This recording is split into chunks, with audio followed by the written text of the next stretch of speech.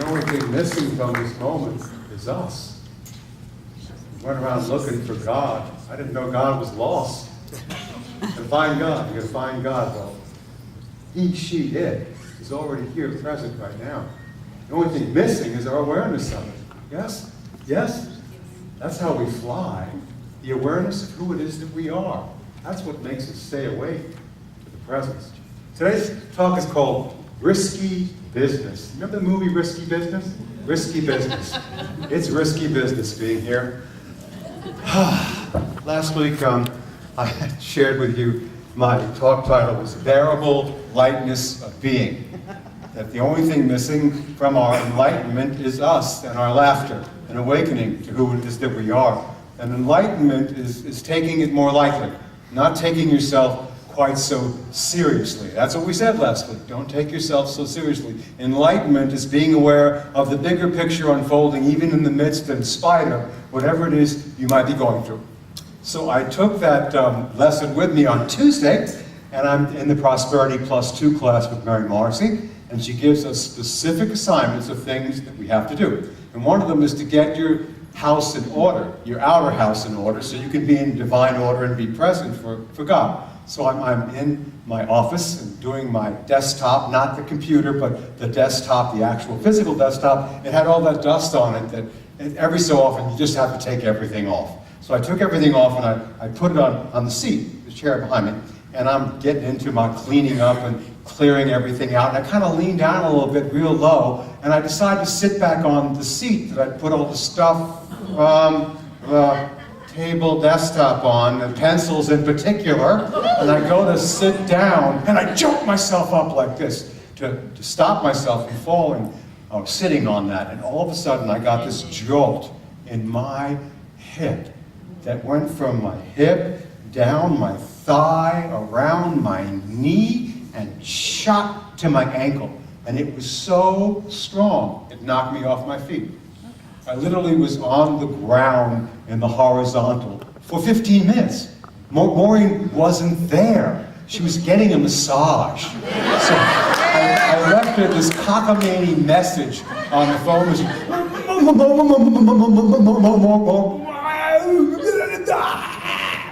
And she must have been real nice to get that right after a nice massage. And basically I was on the floor, flat out, for 15 minutes. It was such pain. And I'm thinking about Ram Dass, you know, a great teacher of ours, how back 20 years ago, he was doing a talk on the radio show called Be Old Now. And he said, while he was doing that, all of a sudden he had what he calls, only Ram Dass would call it this, a stroke of good luck. He had a stroke. And he fell down on the floor in the horizontal and thought, my life is over, I'm done, I'm going towards the being of light. I've been with hundreds of people telling them, go towards the light. I'm going to meet Maharishi, my guru is going to be there. Go towards the light. And when he opened his eyes, all he saw was the ceiling fan. He wasn't ready yet to go towards the light.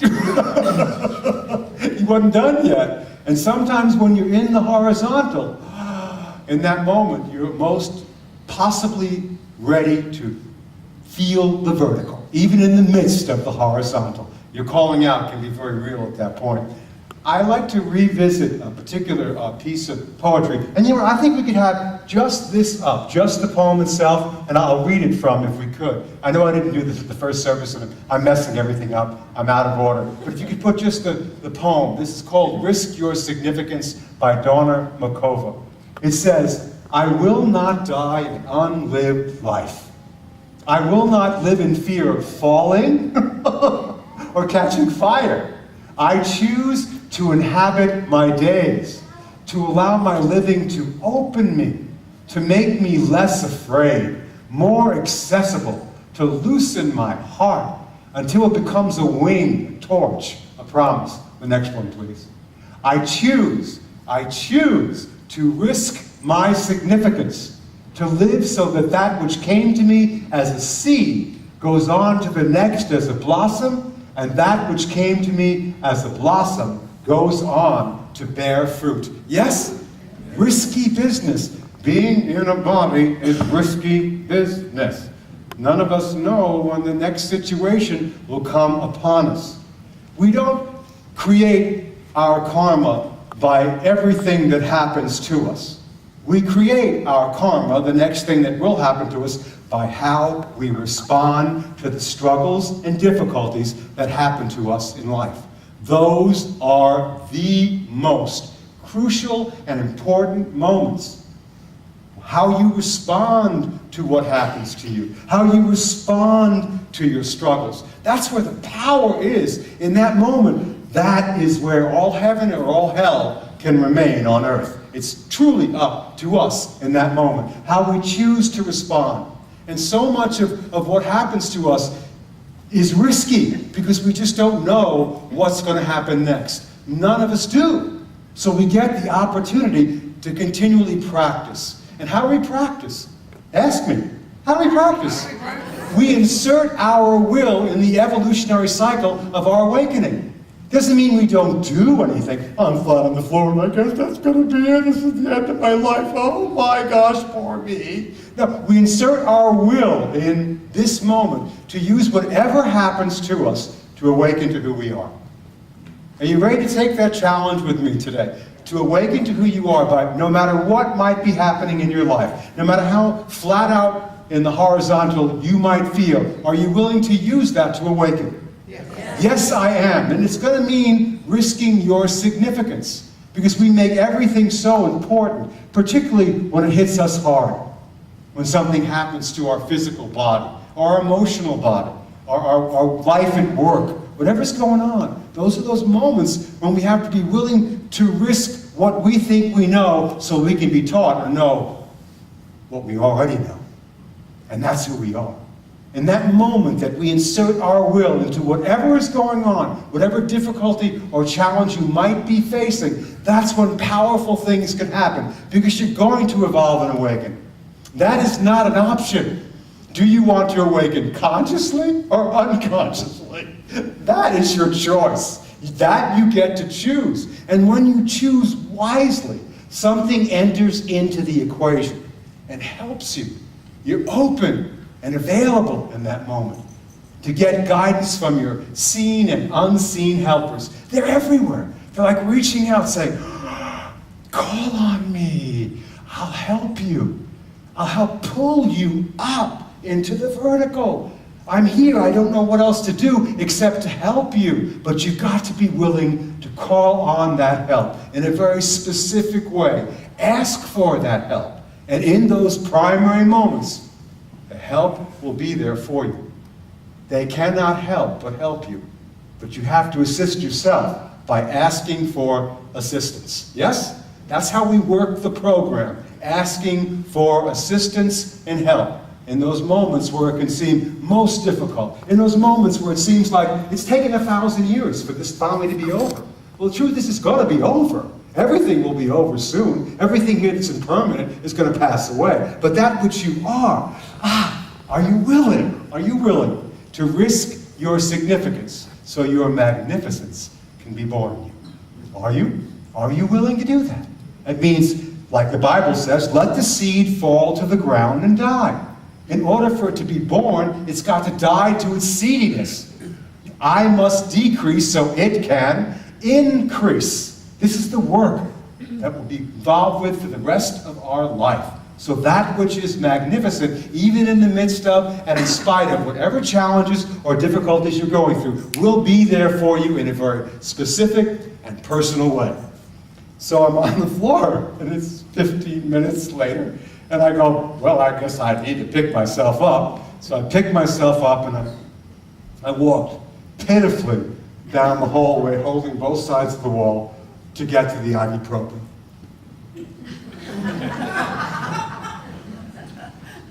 And I just went into a negative cycle of self-pity. I just was washed with self-pity. I was flat out on the floor, feeling deeply, deeply sorry for myself. Here I am going to Hawaii in 2 weeks. 9 months ago I went to Hawaii and I was limping around, and now I'm going back and I'll get off the plane and limp into my daughter's arms. I'm a metaphysical failure. You know that one? Anybody know this? And hello, am I talking to you? What happened? I'm not healed. I'm still limping. What's wrong with me? What have I done? Oh my God, oh my God. I failed. I failed.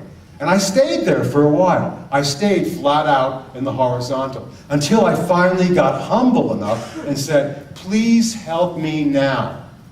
And the form came in this. It said quite succinctly, stop the pity party and stop feeling sorry for yourself. Stop feeling sorry for yourself. Period. That was my guidance. It almost sounded like something Maureen's told me 100 times. Stop, and my wife, stop feeling sorry for yourself. I am with you always. In the middle of this situation, I am there with you. You are not alone. I am with you. Call upon the vertical helpers from unseen places, and you'll be given what you need when you need it.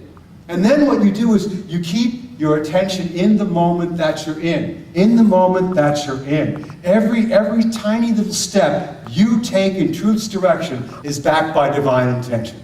And even though that part of you that calls out and listens is very small, it is huge. It doesn't take perfection. You don't need to get it 100% of the time. Just be 10% willing to ask for help. And the help you want is there and will be given to you. It will be given to you. It'll tell you what to do. So what does that mean? Stay in the moment. Don't what if. How many here know about what ifs? Oh, well, if I do this, then what if? If I get an MRI, that might mean I'm settling for the medical model and I'm not doing the spiritual thing and I'm a fraud. No. Just get an MRI if that's what it's called for in the moment to do. Don't be afraid. Do what you have to do in the moment. Take it any way it comes. The guidance comes in all forms. It's not limited to anything but your judgment of it. God is everywhere present, in every situation. Having blinders on, it looks like this way or no other way, is a delusion. You will get to let go of that. Believe me, I'm sorry, but you will. Your significance as a holy child of God will give you what you need when you need it. Stay in the moment. Don't go, well, what if this leads to this and then it leads to that? No, what if it's just what it is in the moment? And I stand before you telling you, it's just what it is in the moment. In the moment, I'm fine. In the moment, I've got a bit of a gimp. In the moment, you notice I didn't sit down because I look pathetic when I get up. In the moment, I have an appointment with somebody in the morning. In the moment, I do what I can do. And know that God is present, not absent, right here, right now. Everything you want or need is already yours by birthright. Isn't that beautiful to know that? But you got to be willing to be open and teachable, to open up your heart so my heart can become a torch and a promise, so that which came to me as a seed can blossom and bear fruit. That's what you're here for. That's what you're here to do. Take it to whatever level you can understand it and ask for the help along the way, even in the most difficult, challenging situations. Even when you're flat out on your back, if you ask for help, ye shall be lifted up, raised up on eagle's wings. Yes, right up out of your sorrow and your self-pity. Let go of the pity party. And I have felt much better since then. Is my hip feeling better? Not particularly. But my spirit is alive and well. Yes! Even in the midst of your challenge, your difficulty, your situation with relationships or work, or someone who's sick in the hospital right now, all is well with me. We did a memorial service. That's what all these flowers are about. For a man who was a healer. His name is Willem Clockman. Willem Clockman. And I only met Willem one time. He did this thing called body talk. And when he would do that, you'd come into this room, and he was this big Dutch guy, and he had his sparkling eyes, and he would do body talk with you. He'd sort of look at you, and he'd lift up certain things and do a little resistance test. And then he would tell you things about what he was hearing. He said, do you want to hear what I'm hearing? And I said, okay. He said, you have trouble making decisions. And I said, I do not. I said, I am like George Bush. I am a decider. You know, and so he gave me this news, and he said, well, I gotta tell you, that's what I'm getting. And I said, well, good for you. So I didn't say that way to him, but when I left, I realized he was giving me a deep truth. And in fact, at that moment in my life, I was having trouble making a decision about something. He was telling me something that I needed to hear. At his memorial service, there were hundreds of people who told that story about him being able to go inside and touch their inner teacher and say what it is that this manifestation was all about. Not to give you guilt, shame, and blame. God knows we don't need any more of that. But to be able to have you see what it was you needed to learn. And so this man, when he, what, about 8 months ago, was it? 6 months ago, got cancer. This man, this great healer, this great body talk person got cancer. 5 years younger than me, so what, I'm 64, he's 59. He decided to try the medical model for a short period of time. And he did. He tried the medical model. And he did it, and he went, you know what? This is not for me. I'm done. And he came into my office. This is what these teachings are leading you towards.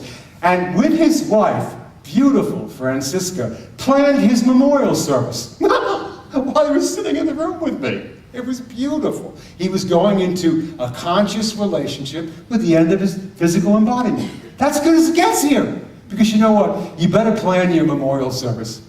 I'm sorry, but it's coming. The songs that you want, the poems you want read, if you let them pick it out, they may not like, you may not like their choices. Plan it with them, be with them. That's what Jack Boland did when he made his transition. He was at his memorial service. He was physically at his memorial service. This is conscious awareness. This is inserting your will into the intention to use everything that comes into your life, no matter what it is. No matter how much you may not like it, to awaken to who you truly are. And that decision is backed by divine intention. Not to run away from the difficult things, but to enter right into the fire of them and release your fear and your negativity and your doubt and use whatever you're given as an opportunity to awaken. That's what Ram Dass is doing. He's in his 80s now. He's still teaching and preaching. He's got a problem with his arm. His speech is very slow. It hasn't stopped him one iota. He is still a master teacher leading the way. If you're here, your work here is not done yet. Keep doing what is yours to do, and the Spirit will bless you. So Mary Morrissey tells this amazing story at the end of this incredible talk on dream building. And she met this woman named Danny. Danny was in her 30s, and Danny was at a very typical Mary Morrissey dream builders. And the first thing she'd always ask people, especially on one-on-one, but in front of hundreds of people, is, what would you love? What would you love? What would you love in your life right now? And she said, well, let's see. I've got this job with great benefits. She said, well, do you love your job? She goes, well, no, it's my job, but I tell you, it's got great benefits, great benefits. But what I love to do is every year for 2 weeks, I take 2 weeks off, and I build these beautiful floral baskets, and they're gorgeous. And I'm really good at it. And Mary, of course, Mary's watching for cues like, that's what you love. That's what you love. She said, well, what would happen if you did it twice a year for 4 weeks? Oh, but a job with great benefits. I'm going to do that later on when I'm in my, and Mary laughed, in my 60s. That's when I'll finally get to doing what I love to do. Because I've got benefits. I've got benefits. So Mary said, well, just consider what I'm saying.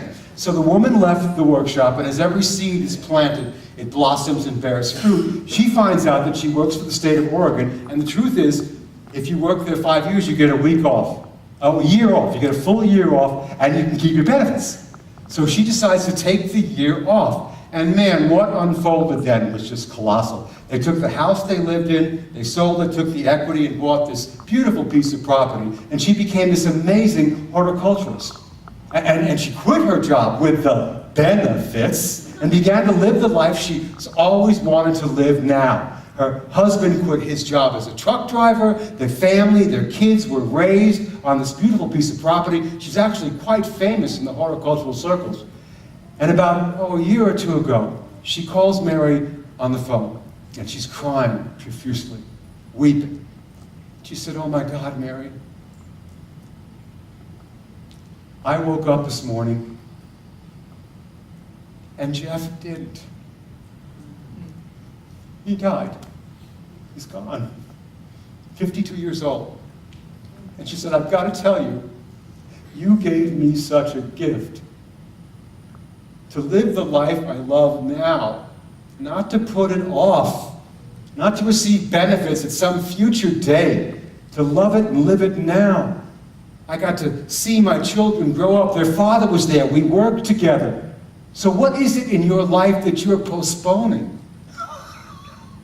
What would you love to do? Don't wait for Social Security to chip in and oh, by the way, I can't wait. But don't wait. Do it now. Do it now. Begin to set and plant the seeds for those things that enliven you, that bring you life. Because you're here. I come to bring you life and give it to you more abundantly. That's what we're talking about. The life that you love. What would that be for you? What could you start doing today to just move in its direction? That's all. And even just thinking that you might do that will give you all kinds of energy that you didn't have before. From the divine helpers, the vertical process will help you awaken. Because life, my friends, in a body is risky business. So let's take a look at our poem. We'll look at it one more time in a couple of lesson points, and I'll stop yelling and spitting at you. Here we go. I will not die an unlived life. Would you say that with me? I will not die an unlived life. I'll read the rest. I will not live in fear of falling again or catching fire. I choose to inhabit my days, to allow my living to open me, to make me less afraid, more accessible, to loosen my heart until it becomes a wing, a torch, a promise. I choose to risk my significance, to live so that that which came to me, these lovely teachings, years ago as a seed, goes on to the next as a blossom, and that which came to me as a blossom goes on to bear fruit. That's what we're here for. So our 2 points to remember this week while we're practicing together. 1, every effort we make to awaken is rewarded many times over. Many times over. The part of us that reaches towards the light may be weak at times. It sure was for me when I was flat out in the horizontal. But each step we take in its direction is backed by divine help. That's beautiful to know. Powerful choices come in knowing appropriate timing, clear motivation, and trust. Appropriate timing, clear motivation, and trust. Relax into the present moment and do what you need to do today, now. So, I am willing to risk my significance so I can claim my magnificence as a holy child of God. Let's say that 3 times together, okay? I am willing to risk my significance so I can claim my magnificence as a holy child of God. I am willing to risk my significance so I can claim my magnificence as a holy child of God. One more time. I am willing to risk my significance so I can claim my magnificence as a holy child of God. Thank you, God. I'm not waiting to collect my benefits. I'm going to receive all of them now. That's what we're here for. Practice well, practice deeply. It's not just for you, but for all the other beings on the planet together. Namaste.